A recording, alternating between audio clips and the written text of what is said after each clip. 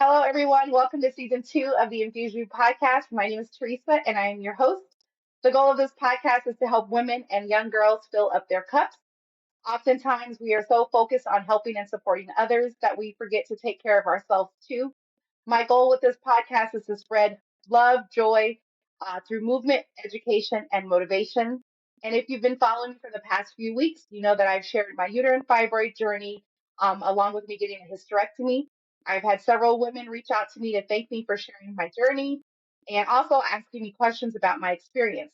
So I thought it would be great to have other women who've gone through a similar experience to also share their stories. And today I'm joined by my very first guest, Maribel. So thank you so much for joining us today, Maribel. Can you please share with the people a little bit about yourself before we dive into the interview? Yes, and thank you for inviting me to this. I'm really excited. As she said, my name is Maribel, and I went through some of the same journey as T. Right now, I'm very excited because I'm a fitness instructor. I'm a dance fitness instructor. I work part-time at Home Goods, and I have a full-time job at a insurance company. So I'm a pretty busy girl after everything that I went through. So it's pretty exciting. I live in Phoenix, Arizona, and I was born in Mexico.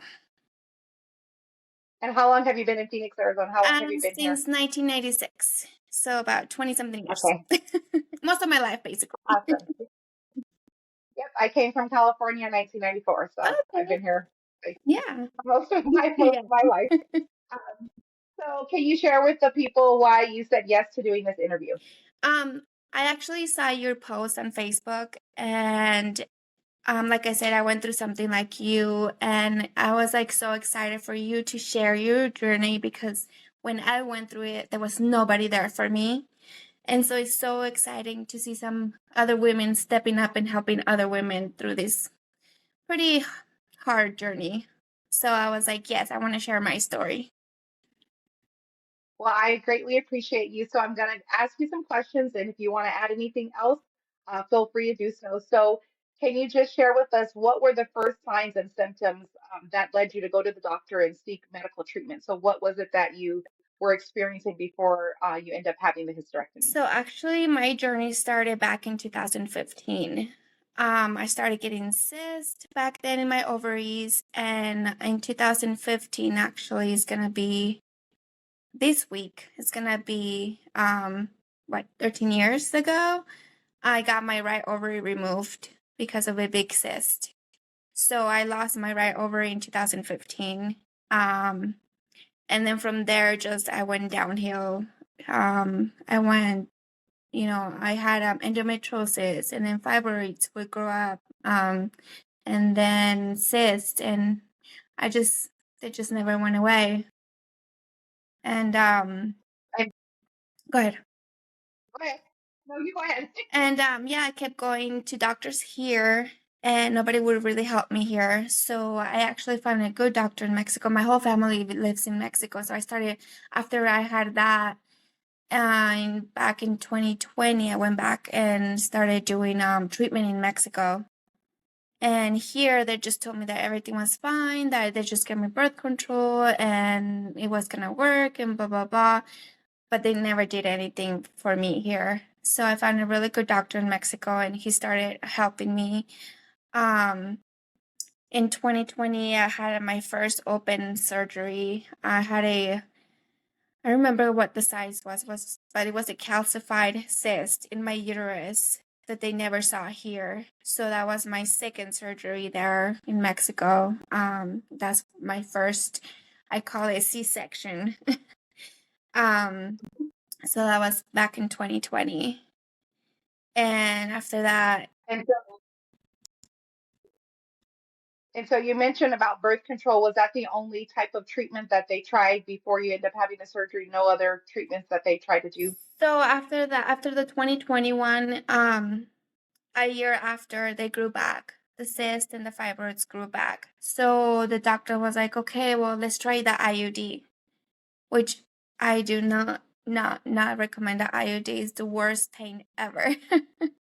So we tried the IUD for another year, and it did not work. I was bleeding constantly, pain, and it just kept growing. At some point, my cyst, where I used to go to Mexico like every 3-4 months just to get me a checkup, and they would grow, and then my cyst would split, and then they would come back together. And the doctor was Oh, like, wow. I don't know what I'm gonna do with you. He's like, I don't know. He's like, what do you want to do? And that's when the point I was like, you know what? Let's just get it over with. And that's when you had the hysterectomy And I had the hysterectomy in 2021, in December of 2021. It was December 20th. of 2021. Okay. Mm-hmm. And you had the open hysterectomy, so not the robotic. You had to be cut open I had to be completely. cut open, and then, but that was the beginning of the nightmare. Okay, share with us about that. um, sorry. So That's okay. because I had endometriosis and I had cysts and I had everything, the surgery went well. He had to open, back in 2020, I'm sorry, it was going to be a vaginal one. It was going to be easy. It was going to be something in and out. But then when he was doing the surgery, he's like, you know what, I can't do this. So that's why he had to open me up then. And he said it was pretty big and everything. Anyway, so I was good for a year. And I went back and he's like, you know what, there's really nothing else I can do. What do you want to do? We can give you more treatment. And I was fed up because he's been since 2015, through heavy bleedings, pain, and all this stuff. So I was like, I'm done. So in 2021, he did the surgery. I spent Christmas over there with my family. And in December 25th, right in Christmas Day, I started feeling like liquid was coming out of like, I would go bathroom and basically, is that gonna sound weird, but I was peeing myself and I couldn't control it. Yeah, I couldn't control it. And so I texted my doctor and I was like, hey, this is what's happening. I can't control. I have to use basically diapers because I'm peeing myself. And he's like, oh no. He's like, okay. Well, that weekend, of course, I couldn't see a doctor. So that Monday, I was still in Mexico recovering. So he sent me to an urologist. And yes, I had a hole in my bladder. He actually punctured my bladder.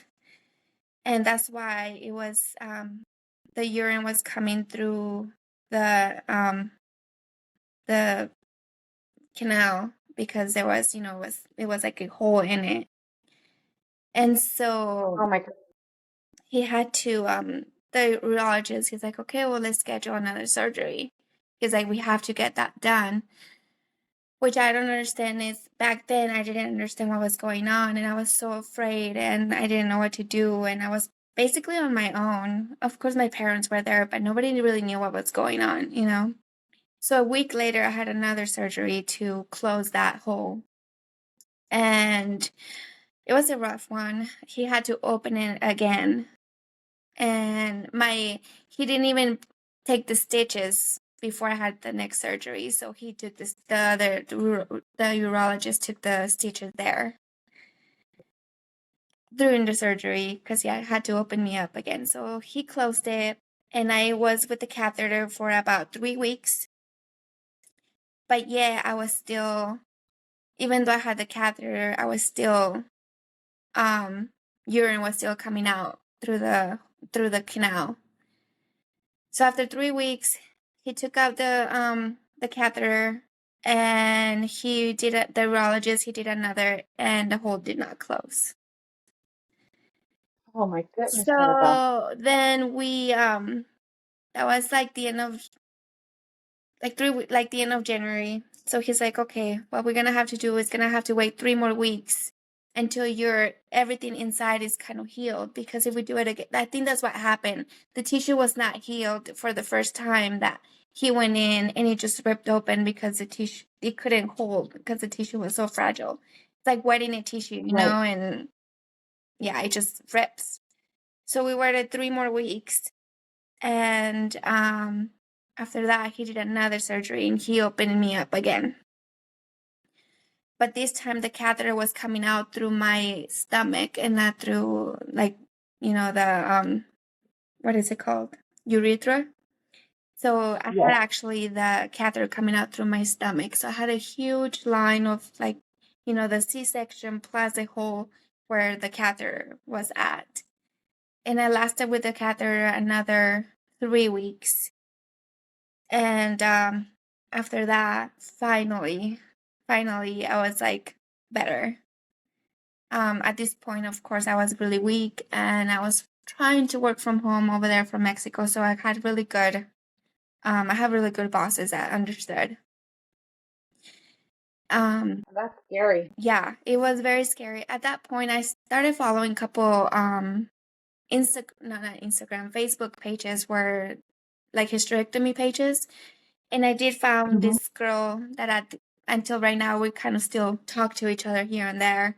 She went through the same exact thing. He lasted with the catheter for like 3 months until she finally found somebody else that helped her. And so right now she's doing really well as well. So I feel like she was the one that helped me through my journey at that time. Oh, well, I'm glad that you had her to support you. Because of my history of the C-sections and the scar tissue that I had, my doctor that I was originally referred to told me that there would be a possibility of my bladder being torn, because the uterus tends to attach Yeah. to the bladder, and then when the scar tissue is there, it's hard to pull it apart. So I'm grateful that she acknowledged that she was not, equipped to do the surgery, and she referred me to yet another surgeon. And he specializes in gynecology and oncology. Right. So he deals a lot with cancer patients. And because of his advanced training, he was equipped to ensure that if there was a tear in my bladder, he could repair it while we were already there, where I didn't have to go back. That was So awesome. um, I'm I'm sorry that you had to go through all of that, but I'm glad that you're sharing your story because, like we said, there's other women out there that don't know to ask these questions and they don't know that these are things that can happen, when they have this type of procedure. So you've already answered one of my next questions about the information that was provided by your physicians. Like it sounds like there was not a lot of information that was given to you on Mhm. what to expect, what would happen, what could happen. So, what would you share with women who are uninformed? What would you recommend that they do prior to having these surgeries, since the information that you were given by your doctors was not sufficient? I think research, find other women that had done it before, like you're doing now, find the pros and cons of it, recovery, everything. Like I felt here, like I felt like if I wasn't pregnant, I wasn't taken care of. I just felt like, and so that doctor in Mexico, he was very knowledgeable, but at the same time, I don't feel like I didn't do enough research and talk to him about Right. the consequences and talk to him about what's going to happen. So I feel like women need to research a lot and talk to talk to other women, just before. Yeah, we have to be our own advocate. Yeah, we have to advocate for ourselves and ask those questions because the doctors are only going to provide the canned response based on, what they're going to do and your situation. They're not going to go any further unless you ask them the question. Right. Yeah, like, and then example, I could tell the doctor, the urologist, I'm like, well, it's only a week. Could we just, even my friend, the one I met online, she was like, that was way too soon. Like, should have, if he should have waited at least 3 weeks, even if I had the catheter on, maybe I would have not have those two bladder surgeries. Maybe I would have just Right. have one and had a recovery. Oh, and then can I say something else that happened to me Yeah. after that? Yeah. So after I came back from Mexico was March. I came back March 24th or something like that of 2021, 22. And my bladder, no, not my bladder, my appendix erupted. Oh, yikes. So they said that it looks like there was so much trauma, that I went through so much trauma that my appendix did not make it. So April 1st, it's gonna be 2 years. So April 1st of 2021, my appendix erupted here, and I went back to the hospital, and I had again another surgery, but that one was the one that just gives you like a couple, like 5 different, like with the camera. I don't remember how to say it. The robotic, yes. Like the The robotic. laparoscopy or Yeah, the there you robotic, go. yes. Yeah. But I went in April 1st and they didn't want to do surgery. So because everything was so inflamed inside, everything was so swollen. So they were so afraid that something wrong more was going to happen to me. So they waited and I went in on a Friday night to the hospital and they didn't do surgery until Sunday. I don't remember that weekend. I was out. I was probably full of morphine and it was an awful experience. And after that, Oh, wow. I lasted one more month in the hospital, between the hospital and then in a rehab center with antibiotics and everything. Oh my So, goodness. yes. So, so your recovery was not like a traditional No. recovery because you had multiple surgeries. So, how do you feel today? Like, do you feel that your body is finally back to normal? How long has it taken to get back to your normal self with all the surgeries you had? So it took about by May of last year. Well, it's gonna be 2 years already, yeah. So I think so I lasted like 6 months in recovery from my hysterectomy. I lost so much Oh my goodness. weight. I finally went back to work 6 months later to the office in June. And I was very thin. I went down like 27 pounds, very weak. But now I feel amazing. Now feel like I'm back to myself. Um, when I was going through that, I'm like, why did I do this? Why? Like, why did I get myself into all of this? But now it's like I'm enjoying life. I became a new person. I feel like it gave me a positive view about life. Like I have a second opportunity to live my life, and it just opened my eyes to how beautiful life is. And I'm now, Oh, that's I'm a fitness instructor. I'm doing something that I love to do, a little bit of dance, and I don't have to even think about a period anymore. yes,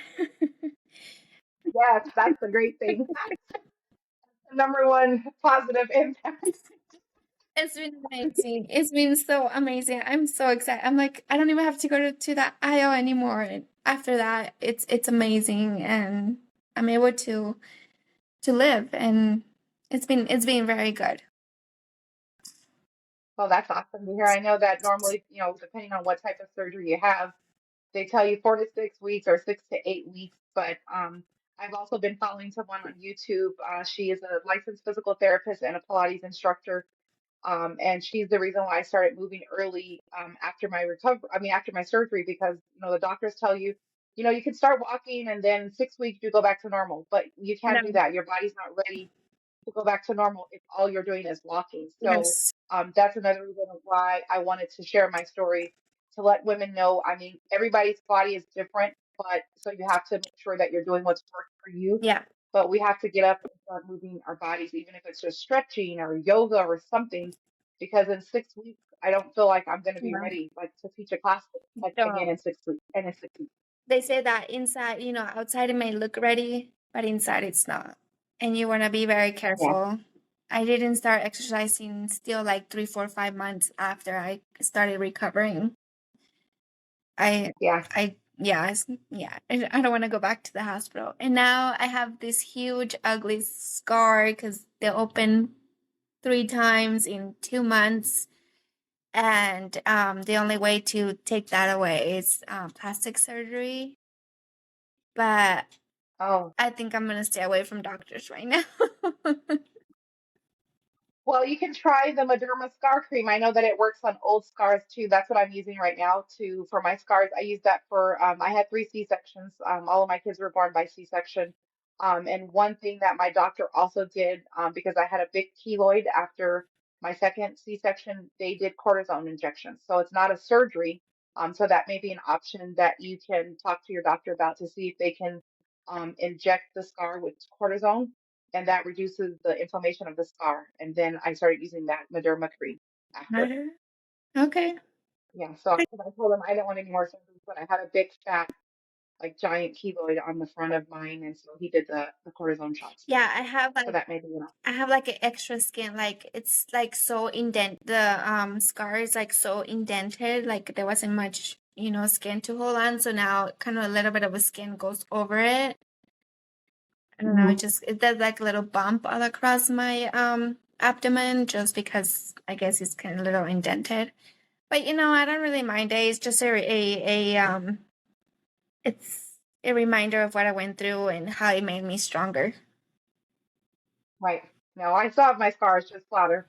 But yeah, like you said, the scars do remind us of what we Yeah. went through, and when we're having bad days, we can look back on, is this really a bad day compared to what I've gone through with this hysterectomy? So what piece of advice or tips would you share with someone who's preparing to have a hysterectomy?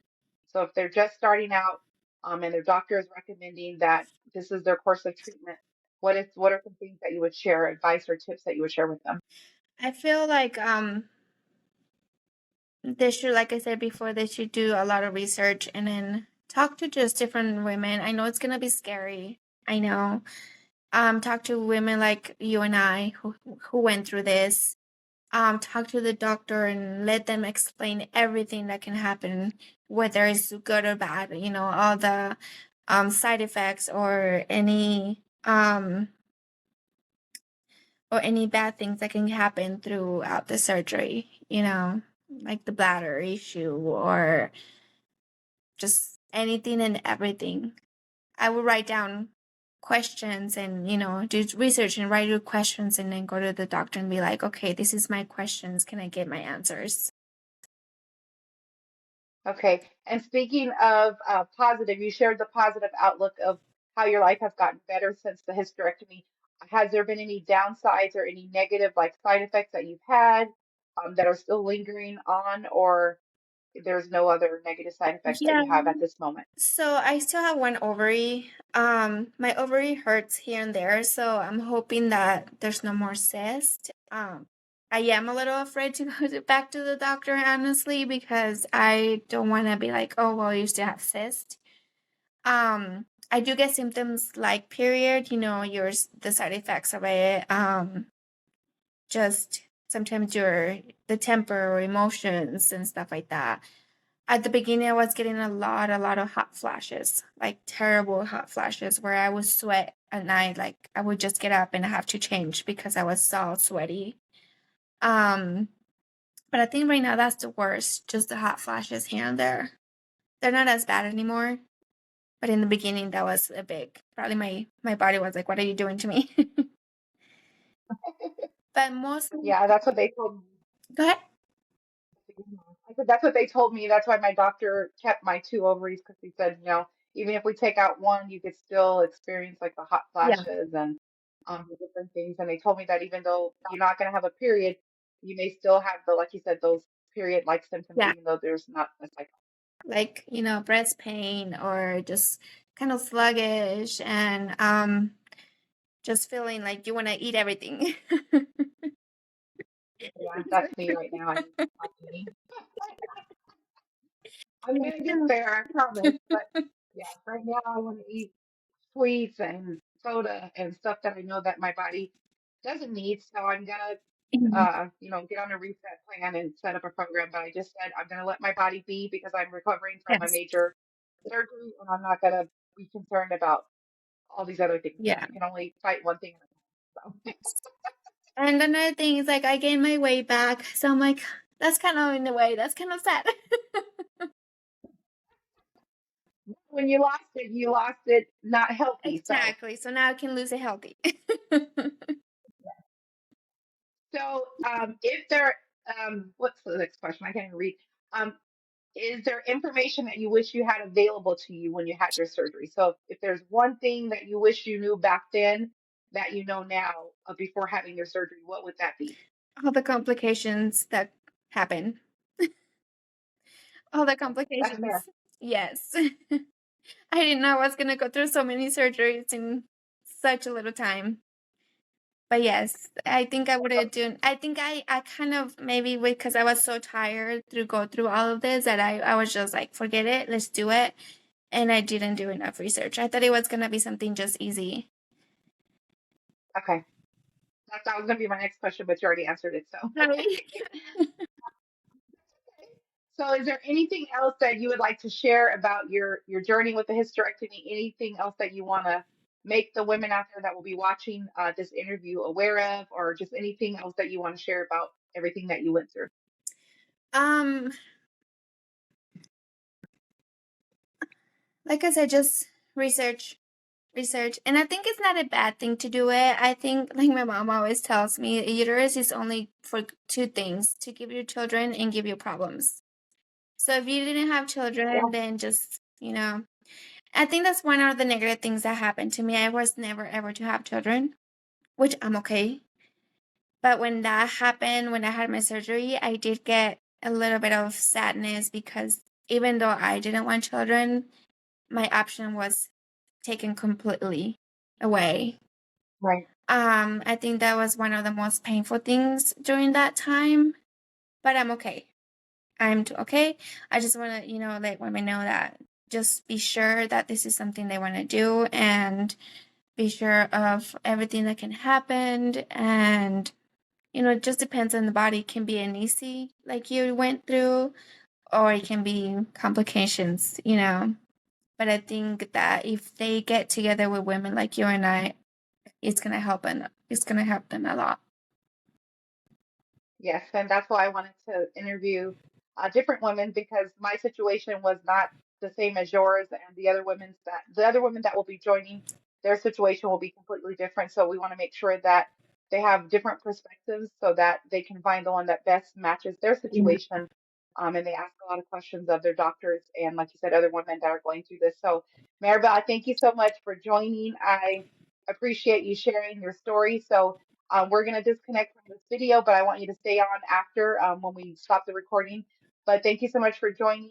We will have a couple other special guests that will be joining us here in the coming weeks to share their hysterectomy journey. They'll let us know, like Maribel did, what they went through, what their symptoms were, and what caused them to get a hysterectomy.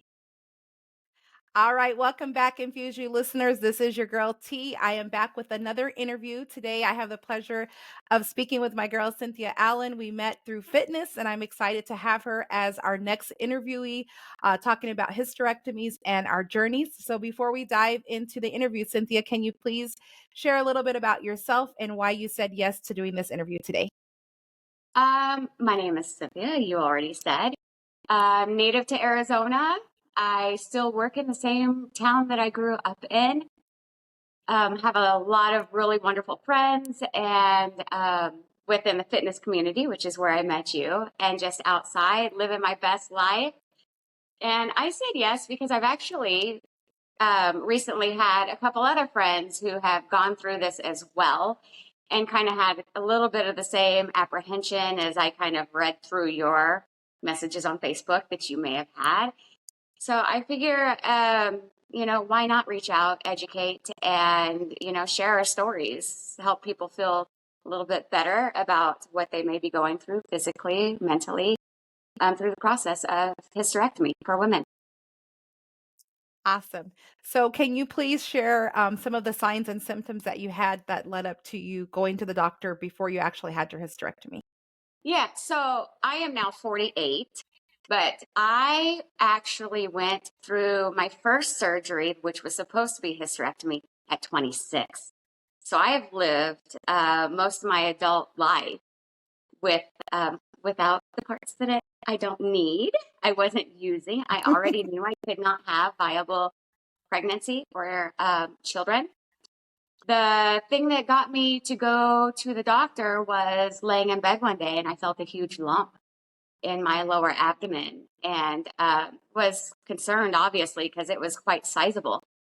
And just about a year and a half, 2 years prior to that, even though I was so young, I had already had my tubes tied. So I didn't know if it was reproductive that this lump had come from or something else was going on. And that's what kind of spurred on, what happened in the future. And were there any other treatments that the doctors tried, like an IUD or medication or anything, before they told you that the hysterectomy would be the ultimate treatment? No, actually, whenever they first sent me in for ultrasound and everything else, they had thought maybe it was hernia. I was so young. I ended up having a very, very aggressively growing large cyst or tumor on my right ovary. And within 10 days, I was in surgery. So there really wasn't a whole lot of time to process what was going on. It was just whatever is happening in there wasn't right. So let's make it right. At that time, the plan was to remove the uterus as well. But my doctor, upon waking up, said he was able to clean all the tumorous tissue off the uterus and remove the cyst or the tumor, and he left the uterus in.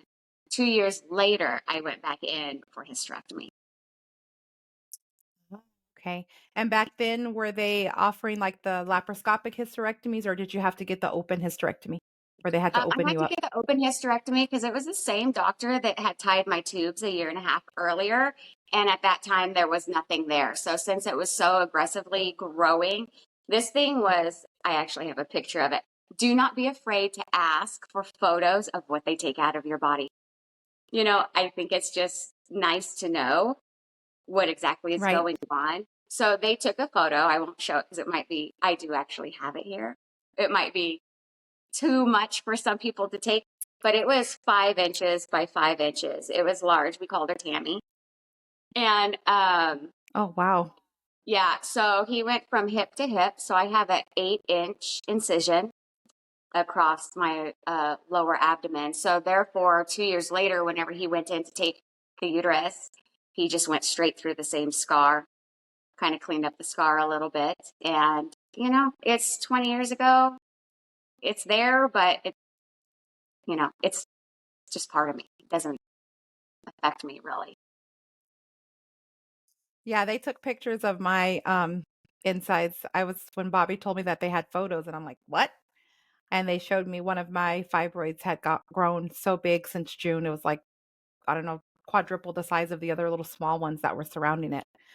So now it made me understand why I was in so much pain, closer to Right. when I had the surgery, because that fibroid had grown so much. And I was just like, wow, when I saw the photo. So yeah, it was I think awesome it's to have the something that picture, but most some people people never are even grossed think out. of. Right. I don't think it's something that most people think of whenever you're going through the process because there's just so much going on. But since this thing Right. had grown so fast, even from whenever I found it to like next week, I went to the doctor, and then 10 days later, I was in surgery. It was still growing so fast that all of a sudden I couldn't wear my pants. So I was like, I want to see this. And yeah, don't be afraid to ask. Now, one of the questions that I have here is, did you feel the information that was provided to you by your surgery team was sufficient enough to prepare you for the procedure? I know you only had a little bit of time, but the information that they shared about the surgery, what would take place, do you think that was sufficient?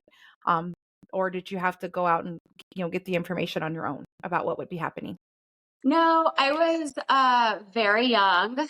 Like I said, I was taking care of my daughter. I was a single mom at that time, even at 26. I with co-parenting with her father, so there was extra support there and everything else. I didn't really ask too many questions once we realized what it was. I think for me, it was different because I had already been informed that my daughter was my one and only. So to me, Okay. it's like, I don't need it. I'm not using it. It's causing a problem. Let's get rid of it. So, Yeah. And what was your recovery time frame? So were you out like 4 to 6 weeks, or how long did it take you to fully recover to get back to your normal self after the hysterectomy? my recovery time was supposed to be 6 to 8 weeks because it was hip to hip incision. I went back right about 2. At first, I'm a dental assistant. So we're leaning over those chairs, there's a lot of core that's used while you're using it or while you're doing your job. You may not realize that leaning over those chairs and leaning over patients takes a lot of core strength. The first week I went back and worked front desk because I needed the income. I was the sole provider of my family. So I went back early and, I did fine. You know me well enough, Teresa. I'm kind of a little, Yeah. She's a little I'm crazy, competitive, people. I'm but just you know joking. what? Women do miraculous things. And, that's why our bodies are built the way that they are. And we do what we need to do. So I went back Exactly. much sooner than I was supposed to. I wouldn't advise that if you have the time. And then can you share how your life has changed after the hysterectomy, both positive and negative? I know that you said you knew that you would only be able to have your one child. So I know some women fear that they won't be able to have more kids. And I was in the same boat. I had my tubes were already tied. So I'm like, just get the stuff out and let's be done with it. But do you have anything that like negative impacts do you think that you had, or was it all for you just all positive? No negative. It was positive. So like I said, in 2001, whenever I was 20, can you believe I was 21? No, I was 26 in 2001. But so that's whenever the ovary and the cyst had come out. 2 years later, whenever I was 28, that's whenever I had the hysterectomy. The doctor had just realized that he should have done it all at once. So we had agreed to go back in. And it was awesome for me. I was one of those young teenagers who would drop to the ground in a crouch position from pain, a lot of cramping, 2-week-long periods. I was extremely anemic, and that had continued until it was gone. So for me and my health, it was very positive.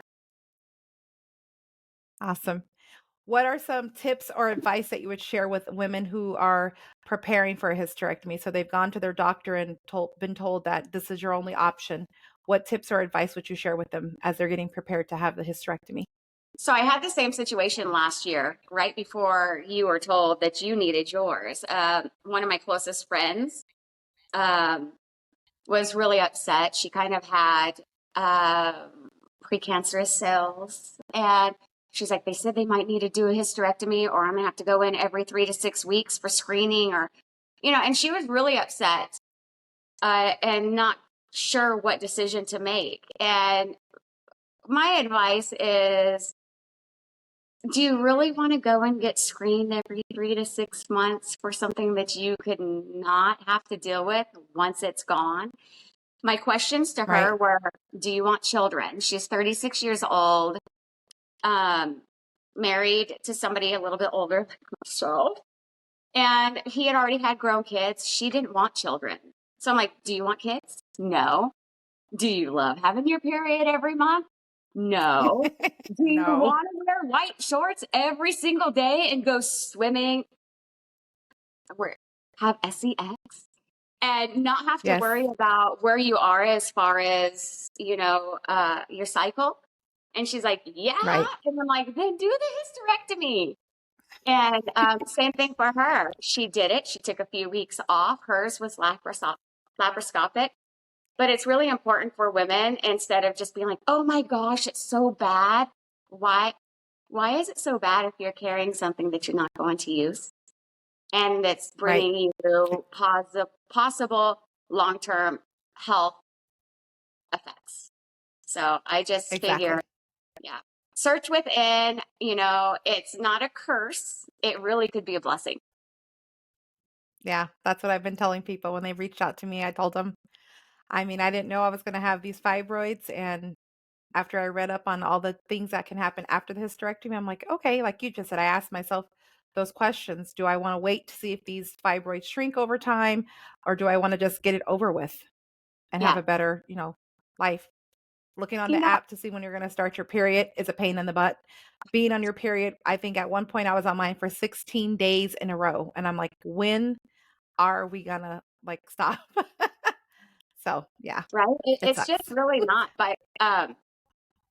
for me, it was just really positive. I just really think it could be a positive thing. You just have to take the fear and the apprehension. And anybody who tells you a horror story, ixnay, don't even listen. Their story is their story, not your story. So just create your story, Yeah, make your exactly. decisions for your own health. Exactly. Is there any information that you wish you had available when you had the surgery? So I know now you've had yours over 20 years ago, and there's so much new information that's out. Like for me, I went online, even though my doctor told me XYZ, I did my own research. Do you wish there was information that you could have like searched online or had available to you at the time, or were you satisfied with what you had been provided with by your doctor? I was totally satisfied, especially the second time he went in and took the uterus. Because I remember whenever he woke me up from the first surgery, I said, I'm going to think of you every single month for the next 20 years of my life. And isn't that crazy? But one thing I was very fortunate of, because I was so young, I did retain my left ovary. And I just think that, if you have to go for the total and remove everything, remove it. There's so much more available for us as far as hormone replacements and everything. But I am 20 years post, and I still don't have any of those issues. So, yeah. Okay.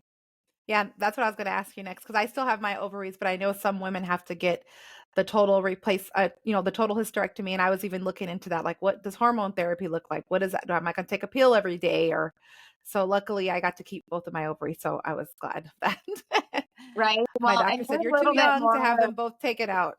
Yeah. Well, and if I had to do it now, I would do the exact same thing. I was very happy with the whole situation. I wasn't worried then about the hormone replacement because I knew that I still had the one. And even now I'm so close. Well, I'm in menopause. Right. But I still, all my levels are fine, right where they are. I've got a really good NP now. She actually specializes in hormone and, well, weight loss too and everything else, but like just hormones, making sure that she's checked everything. So it's really kind of nice. So I know where I am now. I know that I'm right where I should be for my age. Yeah. So no, everything's been good. I'm doing very well. I think fitness That's awesome to hear. definitely helps women like us though, because just staying active and everything else. Like I said, it's not a curse. It's not a sentence. And whether you were doing fitness before, jump right back into it. If you weren't, like I haven't talked to you in a long time, but a lot of times the only thing I want to do is take a walk. Take a walk. It's good Yes. for you. Make sure that you're moving, but that's good throughout your whole life.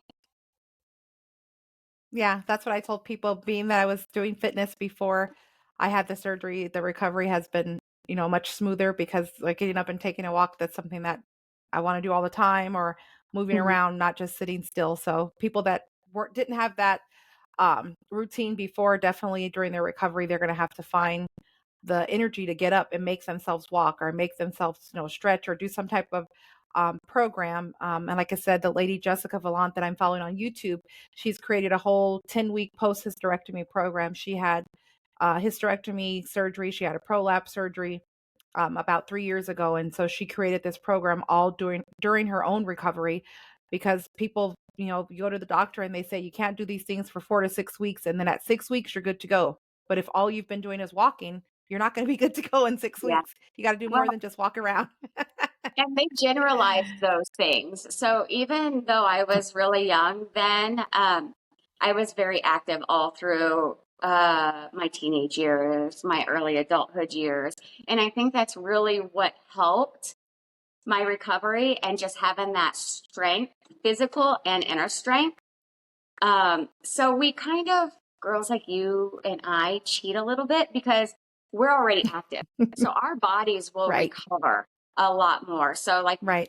like you went back to work at 4 weeks or whatever. Somebody else who wasn't more physical, it's going to take that 6 to 8 weeks. So if you can really just get up and get that movement, the longer that you sit down, the more your body gets tight, the more everything doesn't want to move and the more pain you're going to have. So if you know that you're having some issues, that's a really good time to start making some changes. Not big changes, just little changes. Take a morning walk, get that vitamin D in the fresh air and sunshine, and then continue that through your healing. It'll be a lot quicker. Exactly.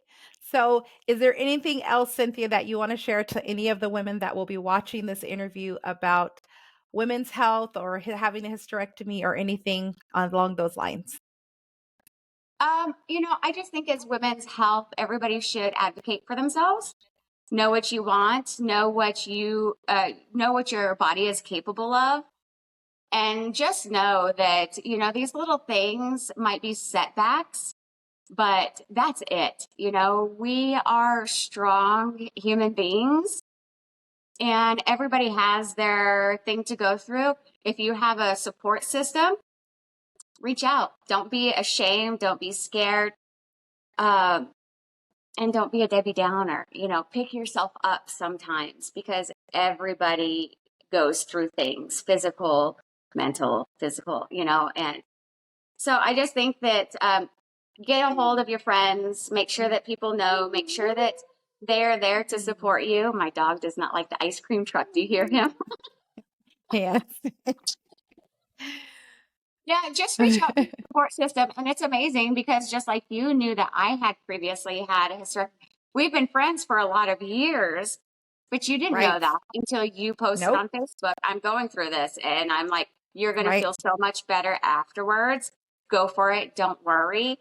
So sometimes kind of just putting yourself out there. And if you don't have the support system near, reach a little further. There's a lot of people out there who have gone through through what you're going through, and they can help you through it and encourage you to be positive. Yeah, that's exactly what I say. Some people have started to reach out to me since they saw my story and they said, "Oh, I didn't know this was happening." And I said, "Well, I don't post every single thing that's going on in my life, but I thought that this would be something to share, like I told Bobby, for other women, like you said, who are afraid to advocate for themselves. They have a support system in you and I." Yes. There you go. We're on the same page. I figured we would be. Go with it. Awesome. If you don't need it, let it go. And also, Right, it's so funny exactly. because I was in a situation, you were in a situation. There are some women who go through this and are looking to build a family and everything else. So if that's the case, then maybe pre-plan a little bit, see what you can do. See if you've got some eggs to harvest. There are children out there that need homes. Yes. There's so many different avenues. So we have a little bit more of a positive story because we had already known what our fate was. But if you're Right. on the other side and you're maybe younger and looking to have a family, ask the hard questions. Ask if there's anything that you can do. Can you harvest your eggs? Can you create a family in a different way? So, Exactly. yeah. Yeah, we were very fortunate. So for those women, they do have to plan and ask questions to see what other options they have available to have a family. Yeah. I agree with that. Yep.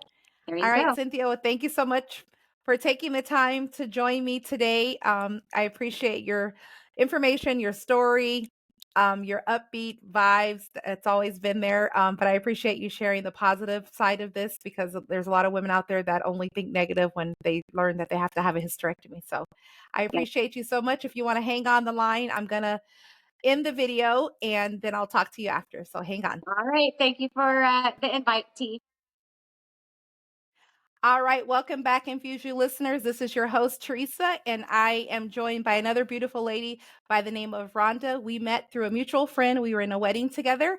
So I met her a few years back, and she is here to share her hysterectomy journey with us, like the other ladies in the previous videos. So, Rhonda, before we dive in, if you can please give a short intro of yourself and let the listeners know why you said yes to doing this interview. Okay. Well, my name is Rhonda Clark. I am a pharmacist.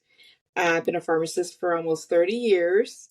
I love to scrapbook and make cards, anything paper crafts, scissors, glue, I am all for. So right now I'm in my craft room actually. And I also love college athletics. So my husband and I attend Arizona State games, since we're both graduated there, and we travel as well as, to the games.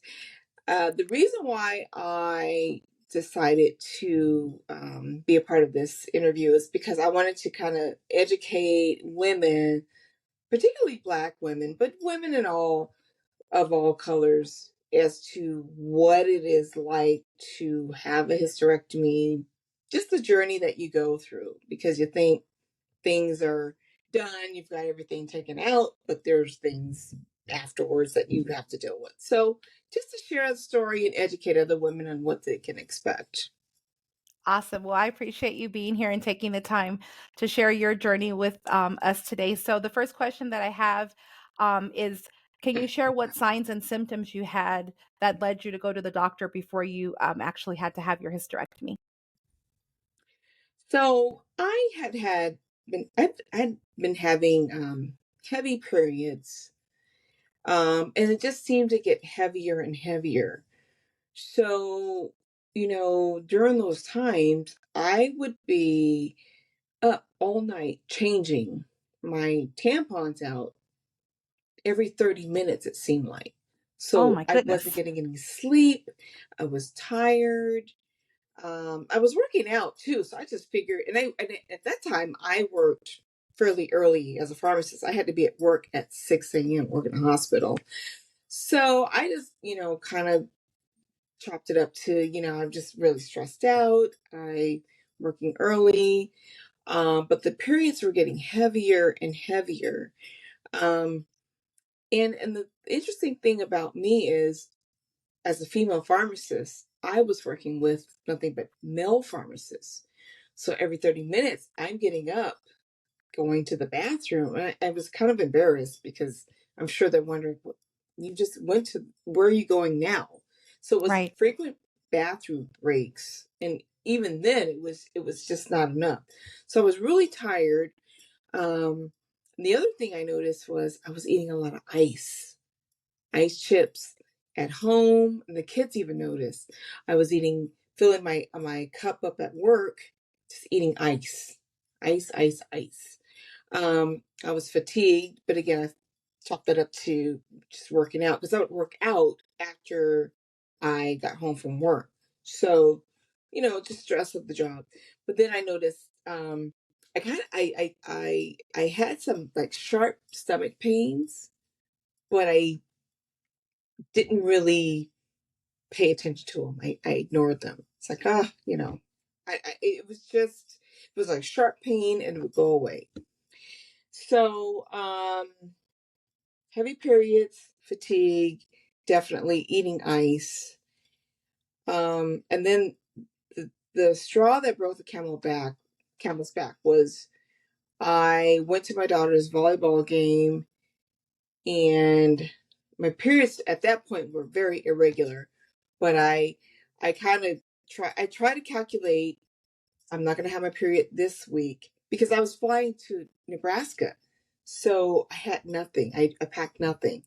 The next day I get there, boom, waterworks. I got my period, had nothing. So that kind of prompted me to talk to the doctor about maybe some options. But anyways, it was fatigue, the ice eating, and the kids noticed, Mom, are you anemic? No, I'm just eating ice, just drinking water, eating ice. Oh my goodness. Yeah, the And so periods and are so really and a so lot. here's the thing. So my husband and I went to Native New Yorker to dinner after church, and I passed out at the restaurant. Oh my goodness. Called the paramedics. I get taken away, and they did a bunch of tests, and my hemoglobin was very low. It was like 7, which is almost like blood transfusion levels. And then they did an ultrasound, and they said, you have a football size cyst in your belly, like a mini football size cyst in your belly, and that was basically sucking all my energy and iron. So at that point, I knew I needed to have some intervention. And so did they go straight to the hysterectomy as your treatment option, or did they try to like do anything to shrink the cyst or give you any medications? So there were options. So, and I'm 54 years old. At that time, I was 49. So I was done having kids. So the options were ablation, but then there was a risk for the cyst to come back. And I didn't want to go in and have a procedure just for them to come back. I had been considering a hysterectomy, but I was trying to wait till my daughter's volleyball season was over and do it the next year. But because, of what happened at the restaurant, I decided, okay, I'm just going to do a hysterectomy. I did a complete hysterectomy because I was done having children. And when you had the complete hysterectomy, was it open or robotic? It was robotic. So robotic, it's less of a downtime. I was out for a month. I guess I could have melted and added on a couple of weeks, but yeah, me too. less invasive. I mean, I thought about it, but I was like, wow, that's a lot of muscle to cut through. So I did the robotic. The downtime was about a month. It was still hard, though. It was still hard. So I went to work after a month. Yeah. Now, was there any type of surgical complications that you had with the robotic, or was everything smooth?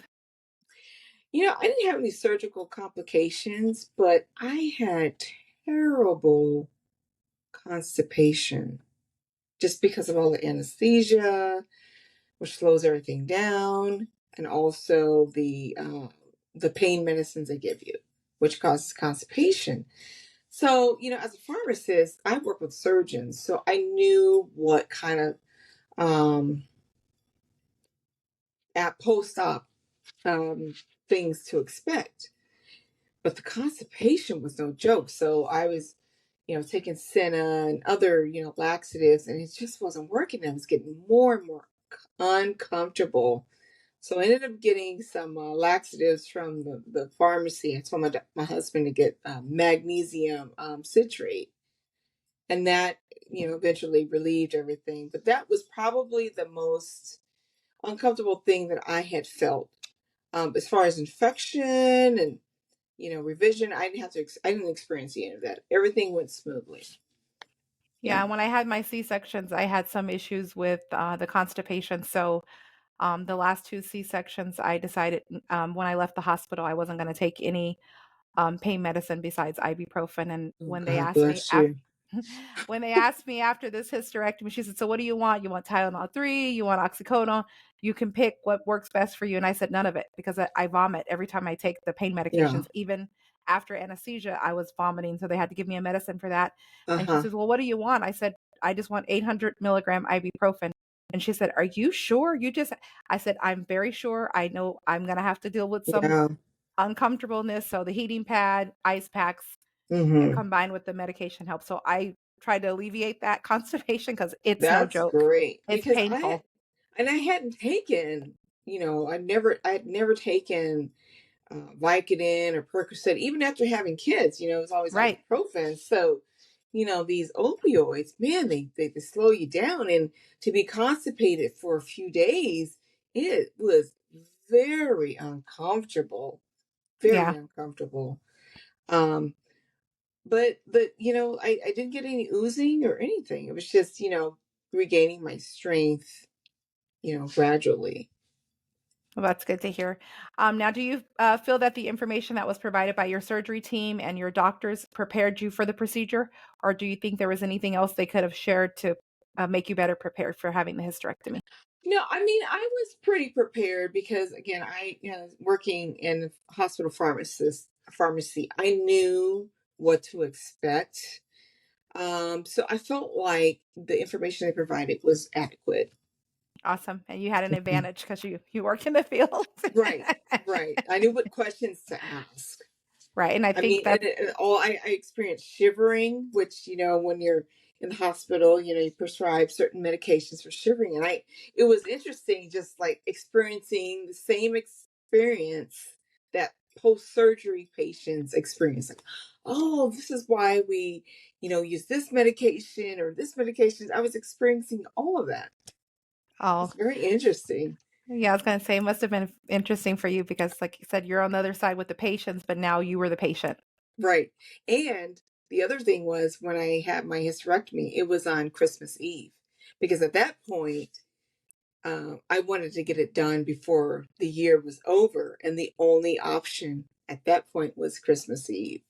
So I'm Oh, in the that sucks. hospital on Christmas Eve, which I've worked hospital, on Christmas Eve. And, the hospital looks empty. And here I am on the table with this bright light, and then count to 5, they put you on propofol and you're out.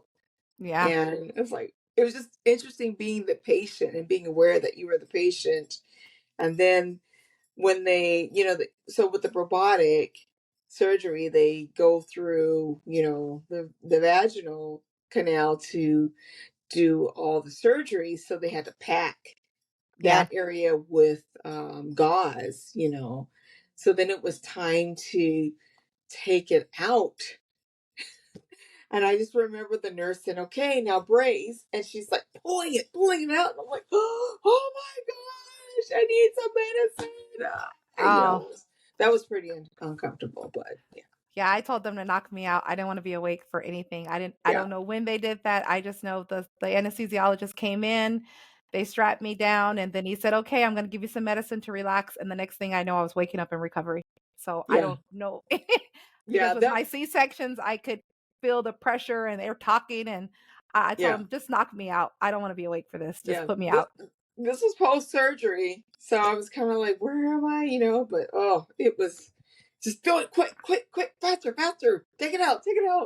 Yeah, So every time I go under anesthesia, it takes a while for me to wake up. So they may have yeah. been doing that while I was still asleep. But I know when I Yeah. woke up, she said, Thank "If God. you're ready to go home, this is what you got to do." So I'm like, "I'm done already?" She said, "Yeah, you've been here for like 5 hours." And I was like, "Oh, I just Wow. remember the anesthesiologist saying, 'I'm going to give Yeah. you something to relax.' And that was it." I think I was in the hospital for about 2 days. Yeah, I was able to go home the same day. My doctor, they said Oh, wow. he has a high go home the same day rate. I guess 95% Okay. of his patients go home. But they really left it up to me. She said, you can stay the night here. Your insurance will cover it if you want to, Yeah. stay here. She said, but in order for us to send you home, you have to be able to get up and walk to the bathroom on your own. We will be behind you in case fall over. But if you start stumbling or like you're going to fall, we can't let you go home. And I hate hospitals. I don't like sleeping in the hospital Yeah. beds. With when I had the 3 C-sections, I didn't have a choice. I had to stay. So Yeah. they gave me a choice and I just said, "God, give me the strength to make it to the bathroom, walk Yeah. back to this bed so I can go home." So, Interestingly enough, so it was time to get out of the bed, at least try to move. And she put my legs to the side of the bed, and I just felt intense pain. I was like, I can't do it. Give me some whatever pain medicine it was. It was intense because they yeah. want you to get up right away. I Yeah. was like, oh, I can't. I can't. Yeah. I I was mean, still under whatever they had oh, me on because I didn't feel anything. But when I got home and I woke up and I tried to walk, I was like, "Oh no, where's the yeah. ibuprofen? Where's the heating Yeah. pad?" And just to even get out of the bed, you had to like roll out. You couldn't like sit up Oh, straight. And I yeah. was telling There's no people, way. you had to roll in and you had to roll back out. That's the only way you can get in the bed. And, You and couldn't we like had a climb two in the bed. story we have a 2-story house, so I slept on the couch downstairs, and it was still hard to get out. So my youngest son, he's now 19, but he was like, Mom, they don't see me as, sick. I'm always the Yeah. one Yep. healthy doing stuff. So I'm walking slow. He's helping me to the bathroom. He's looking at me weird, like, are you going to die? My daughter was in college at the time and she was a volleyball player, but she was trying to contact me, and I had, been admitted to the hospital and wasn't responding, and she was worried. She says, Mom, I thought you were dead. I thought you were dying. So it was like interesting I guess the extra love you get Yeah. because No. you're not used to being the one down. You're used to taking care Care of of everything else. everybody else. Yep. And I was Yeah. quiet, which maybe they appreciated because I'm not nagging. But Yeah. No, that's how my kids were too. They were here. Our 19-year-old yeah. helped with the younger ones. Why? My husband took me because I had to be there early in the morning. But yeah, they wanted to make sure, "Mom, are you sure you're going to be okay?" And I said, "Yep. Yeah. It's just, that's something we got to go through." So Yeah, but my daughter was a godsend. Daughters are kind of more nurturing Yeah. than the brothers. But she combed my hair. She made sure, I go to the bathroom. She goes, Mom, I even wiped your butt. Just Oh, like, that well, was so sweet. thanks. Yeah. Anyways, Yeah. yeah. So, based on what the doctors told you as far as your recovery time to get back to your normal self, would you say that that was accurate, or did it take you longer than what the doctors anticipated for you to get back to normal life? I feel like it was pretty accurate. I was kind, like I said, I was contemplating on milking it a little bit, but it's not who I am. So I Right. felt like after a month, I watched enough YouTube videos and Netflix. I was ready to go back. So I don't know about you, but I'm Yeah, like, no, the okay, same. I'm a crafter, so I'm looking at new craft ideas. And then there was, I gotta get this. It's like maybe not spend as Yeah. much money. It was a temptation. I was definitely ready to go back. It was very accurate. Yeah. I Yeah, don't know. I was ready to go How back. about I was you? tired after the first 2 days. I went back last week, and after my first day I came home and I told my husband, "Why am I so tired?" He said, "Well, you've been here resting. I've been Right. walking and doing some little YouTube Pilates workouts trying to build my Yeah. strength back up." But I said, "But I'm just sitting at a desk all day." But still, your body's used to up and down every hour I was up walking Right. at home. And at work, you get into it and you're like, "Oh, it's been 4 hours. I got to get up and take a break." But I did put breaks on my calendar, and Hmm. I had them before, but sometimes I would just snooze them. So I Yeah. told my boss, when my little breaks pop up, I will be getting up because I Yeah. don't want to have any setbacks. So I'll be Right. taking more walking breaks than That's normal. what I did too. And what was I gonna say?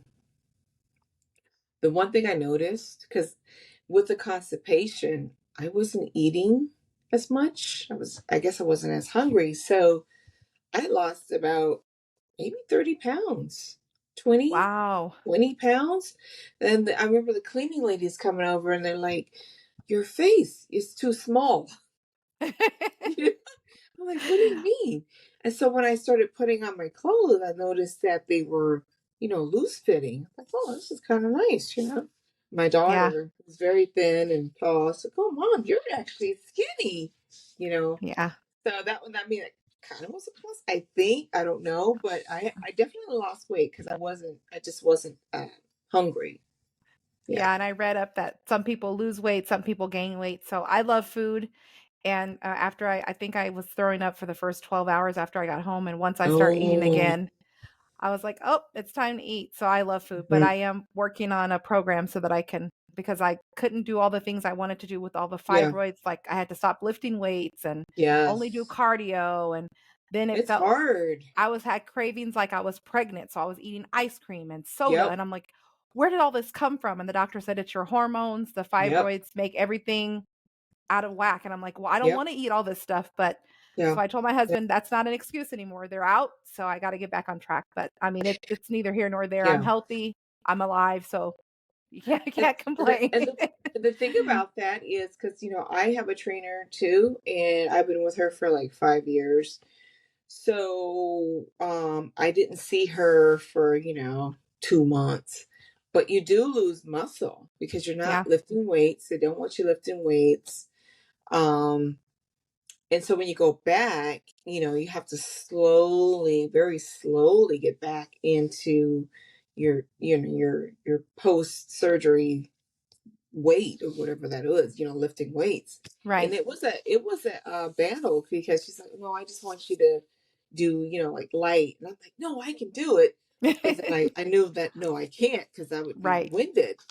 So it took about maybe 6, 8 weeks to start to, feel like your old self when working out.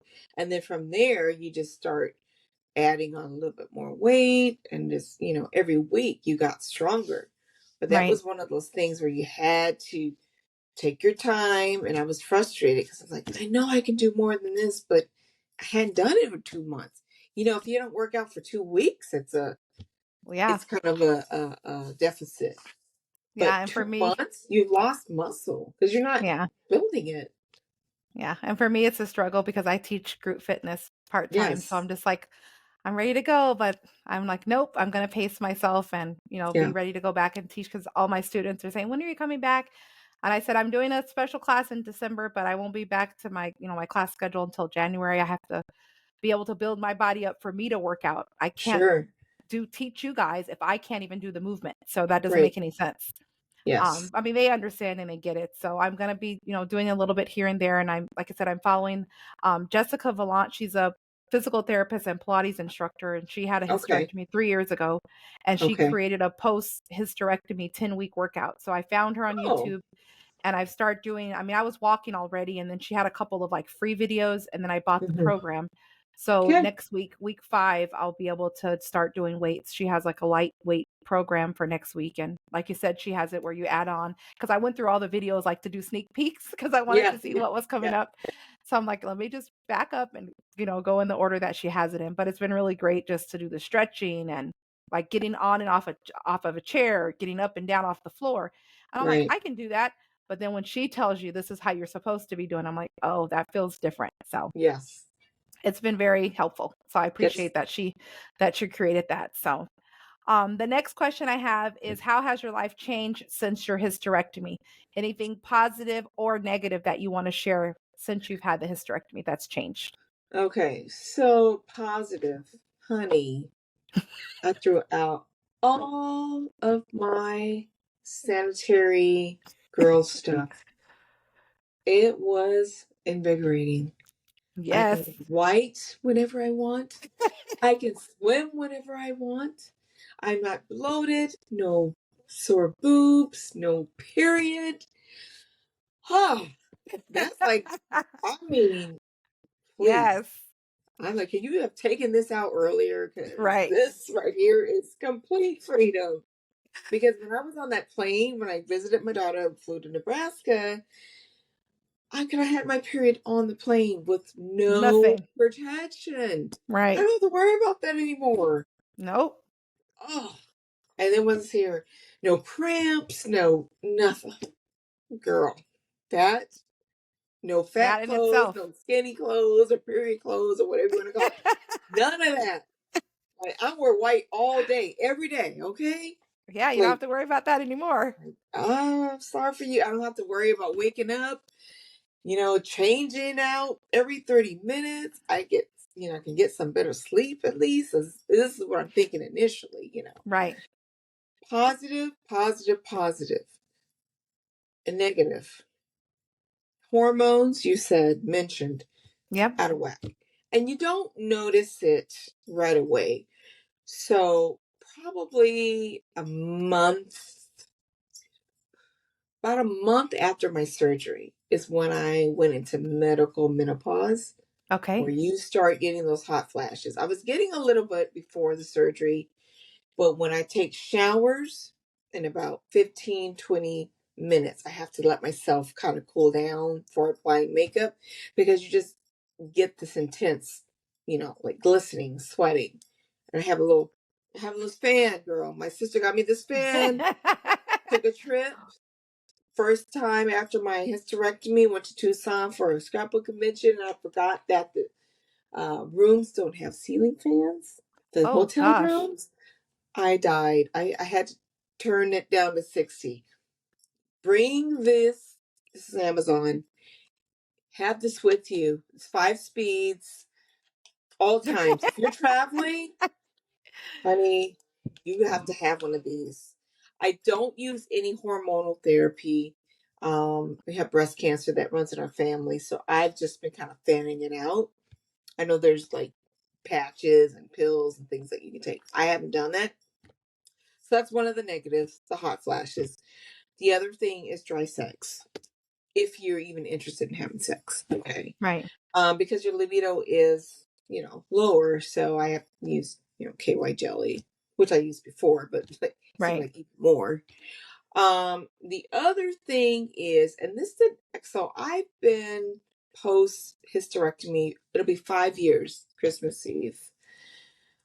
Your hormones continue to be out of whack. So you have less estrogen. So that means less energy, but your cortisol levels rise. which are fat storage hormones. So Right. my friend told me initially, like, you may gain weight. And I wasn't gaining weight then. I was perfect. I was 147. I'm like, oh, that's great, you know. It wasn't until last year I started packing on pounds that I had never been heavy, like as heavy as I was. Right. So, late night snacking, I noticed I was doing more of stress eating, stress drinking. I like to drink wine. Well, drink more when you're stressed out, because now Right. my husband, he has, who was going through prostate cancer. So I'm dealing with that and other stressors, So your hormones predict how you're going to eat. Yep. And that's when I went from 147 to last March, this March, 162. Clothes fitting a little tighter, still working out now, Right. faithfully, but there were some other outside like stressors, like eating, and so I was at a weight that I wasn't comfortable with. That's what I experienced. So now this is 5 years, almost 5 years postmenopausal. So you have the surgery, but things happen along the way. You have to Right. kind of, I've been listening to podcasts and, like, why do we snack the way we snack? What hormones, postmenopausal hormones do? Because you can't work out like you did premenopausal. You Right. have to do differently because your hormones they are what they are. So I learned a lot about postmenopausal women and what they need to do to stay healthy. Now, I'll tell you one thing. Ozempic, diabetic medication, also FDA approved for weight loss. I decided to do it. I started, sometimes you need a push. Yes. You My know, doctor told me that. I Yeah. was working out, I was eating pretty healthy, but I was late night snacking. So I started Ozempic back, let's see, May. I was at 162. Pre-diabetic, cholesterol levels a little higher than I'd like, and diabetes runs in my family. So I saw my A1C. It was a little higher than I wanted it. I have a nurse practitioner friend. Actually, it's my next door neighbor. I started seeing her. I got my blood work done. I started Ozempic in May. And this is very important because people are bashing Ozempic. Yeah, you're using all the medications. No, I'm not.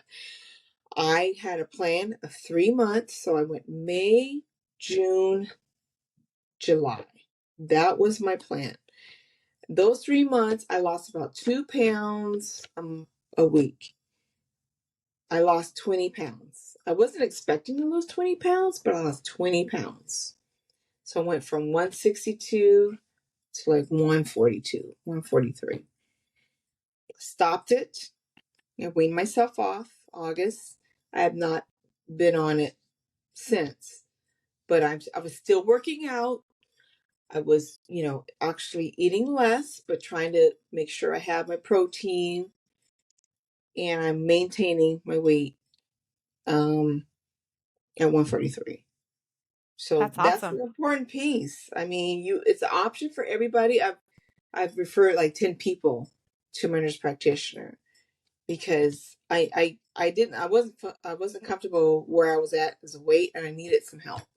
Right. That's the first time in my life I needed help. So for you ladies out there considering Ozempic or Mounjaro,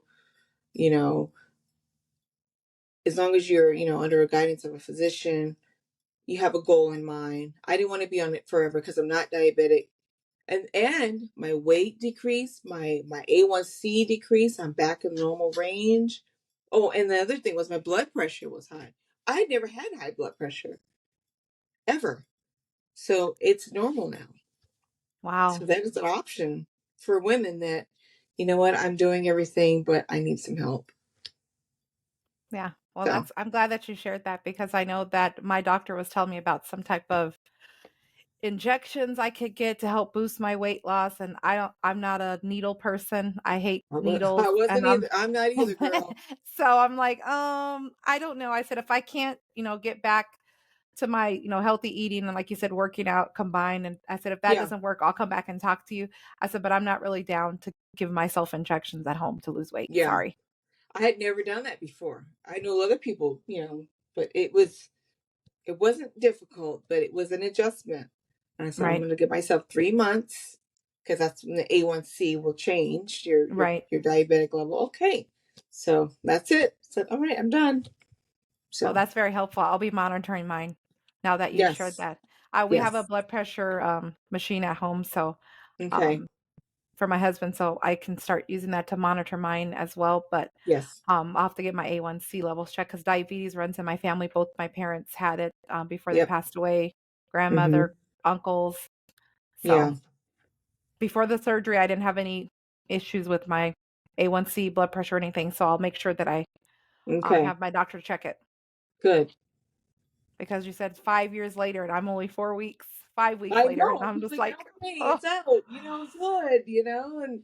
And then the hormones start kicking in, the lack of hormones or the imbalance, and that's where everything goes cattywampus. yeah.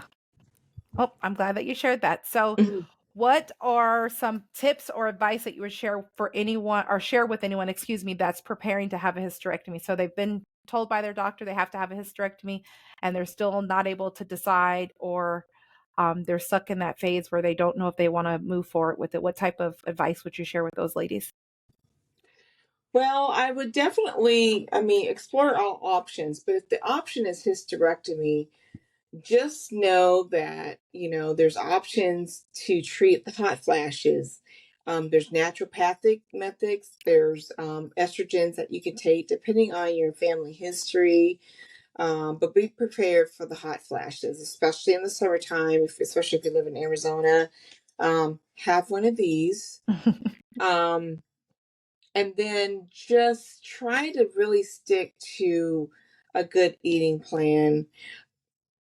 Getting sleep is paramount because if you don't, that also increases your cortisol levels. So that the stress hormone, anything you can do to reduce the stress hormone is going to reduce your propensity to gain weight. So things like yoga, sleep, even intermittent fasting. So like after 7 o'clock for me, no more. I drink water and that's it. That's helpful. And then just kind of reaching out to other friends or women that had hysterectomies because you're going to be emotional. I didn't think I was emotional. Like, oh, I'm fine. But I actually was not. I was very emotional. So having that support system is very important. I'm not really sure because I've got one daughter, 2 sons, and a husband. So men, versus a house full of women. Right. Maybe they would have been more sympathetic, but they're guys. Yeah. So it's time to, lean on other women about, what you're going through, especially if you know someone that has been through what you've been through. It's very Exactly. helpful. It's very Yeah. helpful. Yeah. And that's the reason why I wanted to extend this opportunity for other people to share, so that it wasn't just my story, because each of us are different. Our bodies are different. We had different Yes. types of hysterectomies. Some have our ovaries, some don't. And that's a totally different experience than each Yeah. other. So that's why I wanted to have different people to share different perspectives. And then you can now be a resource to somebody that will be Yes. watching this. If they don't want to reach out to me, or they can reach out to you or the other ladies that I interviewed. So that's one of the main reasons why I wanted to do the video interviews. You know what, too? Depends on how old you are, but I opted for the total hysterectomy. I knew I wasn't going to have any more kids, so I was done. He's like, "Are you sure?" Yes, take it all out. My son was like, "Mom, are your ovaries broken?" They're gone. They're They're not gone. there. They're gone. So Yeah. Yeah, my doctor told me that because of my age, I'll be 45 next year, but he said, Okay. if I take your ovaries, you're going to go into menopause earlier than normal. So it's Yeah. really up to you. We can leave them. I mean, because we can take everything else out with the fibroids. And Yeah. I've talked to other women, like you said, that had hysterectomies, that had their ovaries removed or had other issues where they had to have their ovaries removed. And they said, if you can wait, wait. So Yes. that's what I went with. So There was an since the doctor option. gave me an option, yeah. Yeah. Yeah. You know, the other thing too for me when I had my surgery, I don't know, I had an epiphany. It just I changed jobs because I wanted to work less hours and do other things. Like you just, you want to do different things Right. outside of your career. So like I am a guest attendant at Arizona State. I scan tickets at the games. Something That's awesome. completely different, Different. I volunteered for the Super Bowl committee last year, volunteering for the Final Four tournament this year in Arizona. So it just kind of gives you an awareness like, okay, I need to have lunch with friends that I haven't seen in a long time. I want to do more crafting or whatever it is that you like to do. Like Yeah. your time is valuable. Right. So that it really opened my eyes to like, you know what, I work 30 hours a week now. I'll spend less and I'm gonna do some different things. Yeah, that's eye-opening because we're not promised the next moment. And No, especially when you find out that you have to have this major surgery, it's like, oh my God, what am I going to do? And then your whole life flashes before you. And it like you does. said, you got to make changes after. So I'm doing the same thing, making some changes, not planning to do the same things I was doing before. Yeah, Not because the fibroids can't come back, everything's gone. But it's just right, like you said, you've gone through this experience and now it's time to change it up just a little bit. right. So the next question that I have is there any information you wish was available to you when you had your surgery? Or do you think the information that was provided to you was enough? I think that the information was enough. Okay. They did the surgeon did refer me to some websites, for support groups, hysterectomies, and then I reached out to some friends too. But I just felt like everything was adequate. I didn't really have a lot of questions after that. Like, I mean, at that point, as it came up, I asked questions and he was able to answer them. But at that time, I thought I received adequate information. Awesome. Yeah. And then is there anything else that you want to share to the people that will be watching this video about your hysterectomy journey? Any other tips, advice, what you think they should have on hand after their surgery? Anything else that you want to share? Girl, no periods. Oh, I mean, look, I just threw those suckers out. Like, I don't have to deal with this. It's awesome. Like, that's the best part. Okay. It's the The best best part. part. The best part. But what I would do is have some laxatives on hand. I definitely would have magnesium citrate. You buy it at the pharmacy, maybe drink half a bottle. Have that just in case because that was no joke. You don't want to be constipated for 3 days because then your back hurts. You're just very uncomfortable. Make sure you have all of your constipation medications on hand. They're going to send you home with the pain medicines. And then the other thing is just kind of rediscover you, like I thought, well, and I was going to turn 50. So I'm like, I want to be 50 and fabulous, which is when I started my Instagram page. And I know it's like, oh, she always just posts pictures of herself. Well, that was the whole point. It was Right. just about me. I'm not a selfish person, but as a mom, you're taking Yes. care of everybody else. I want to just focus on me. So if I don't post pictures of my family, it's a reason why. I just Right. want me. So focus on you. You have to balance you and your family. If you're Right. always doing stuff for your family, you're gonna go crazy. So I had to kind of reset several times and still resetting, just to get that balance. That's the Awesome. most important thing. Meeting new friends, just doing stuff different, getting out of your element, just like being comfortable being uncomfortable. Right. That's the most important thing I could tell a woman, because you're gonna just feel so invigorating. You don't have to spend time changing out anymore.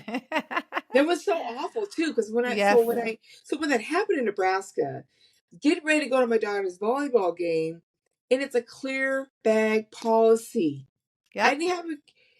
I wasn't expecting to have that. I had no Right. clear bag, so I had to go to the store and get all the pads and tampons, and I'm stuffing them in my pants, my jeans. Like, it was awful. That's when I knew, okay, I got to get this done sooner than later. So, anyways.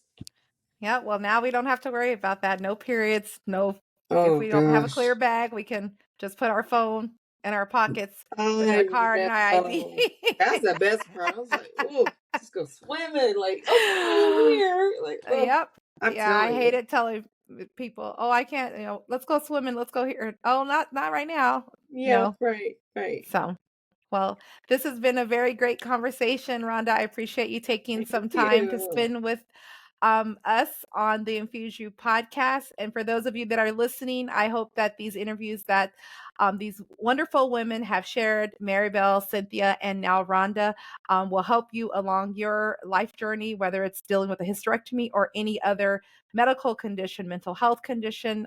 If you want to reach out to us, we are all available. At the end of this video, I will post each of their names and their social media. So if you want to reach out to them directly, feel free to do that. But you have been listening to the Infuse You podcast.